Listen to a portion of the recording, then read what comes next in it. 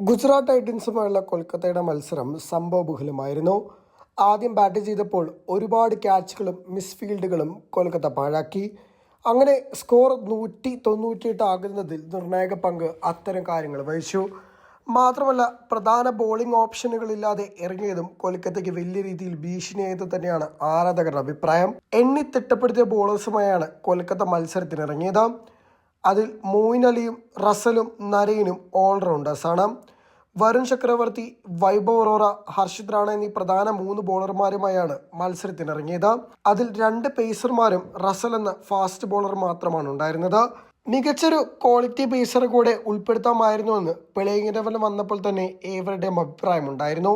Impact പ്ലേസിൽ എല്ലാവരും ബാറ്റർമാർ മാത്രമായിരുന്നു. ഏകദേശം 9 ബാറ്റർമാരുമായാണ് കൊൽക്കത്ത മത്സരത്തിനിറങ്ങിയത്. എന്നാൽ ചേസിങ്ങിൽ അതൊന്നും ഗുണകരമായതുമില്ല. രണ്ടാം ബാറ്റിങ്ങിൽ ഏറെ നിർണായകമായ 2 താരങ്ങളുടെ വിക്കറ്റുകളാണ് ഏറെക്കുറെ ശ്രദ്ധിക്കപ്പെട്ടത്. ഒന്ന് ക്യാപ്റ്റൻ അജിൻക്യ രഹാനെ, 2 സൂപ്പർ താരം ആൻഡ്രെ റസൽ. രണ്ടുപേരെയും ജോസ് ബട്ട്ലറിന്റെ മിന്നൽ സ്റ്റമ്പിങ്ങിലൂടെയാണ് പുറത്താക്കിയത്. വാഷിംഗ്ടൺ സുന്ദർ എറിഞ്ഞ 13ാം ഓവറിലാണ് അജിൻക്യ രഹാനെയുടെ പുറത്താകൽ. ക്രീസിൽ നിന്നും വെളിയിറങ്ങി വാഷിംഗ്ടൺ സുന്ദറെ കട്ട് ചെയ്യാനുള്ള രഹാനെയുടെ ശ്രമം പാളി. വൈഡായ പന്ത് ജോസ് ബട്ട്ലറിന്റെ മിന്നൽ സ്റ്റമ്പിങ്ങിലൂടെ രഹാനെ പുറത്തായി. തൊട്ടു പിന്നാലെ സ്കോർ 118-5. ക്രീസിലുള്ളത് സൂപ്പർ താരം ആൻഡ്രെ റസൽ. മത്സരത്തിന്റെ 16ാം ഓവറിലെ 5ാം പന്ത്. ബോൾ ചെയ്യുന്നത് ഈ സീസണിൽ കാര്യമായ ഫോമിലല്ല എന്ന് പറയപ്പെടുന്ന റഷീദ് ഖാൻ.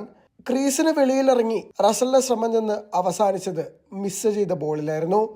തൽക്ഷണം അതിഗംഭീര സ്റ്റമ്പിങ്ങിലൂടെ റസലിനെയും പുറത്താക്കി. കൊൽക്കത്ത മത്സരം കൈവിട്ടതും അവിടെ നിന്നായിരുന്നു. പിന്നീട് പ്രധാന ബാറ്റർമാർ എല്ലാം ഇറങ്ങിയിട്ടും മത്സരത്തിൽ കൊൽക്കത്തയ്ക്ക് ഒന്നും ചെയ്യാനാവാത്ത അവസ്ഥയുമായിരുന്നു. ബാറ്റിങ്ങിലും കീപ്പിങ്ങിലും ഒരേപോലെ തിളങ്ങിയ ജോസ് ബട്ട്ലർക്ക് ഒരു വലിയ കയ്യടി ആരാധകരുടെ ഭാഗത്തു നിന്നുമുണ്ടായി.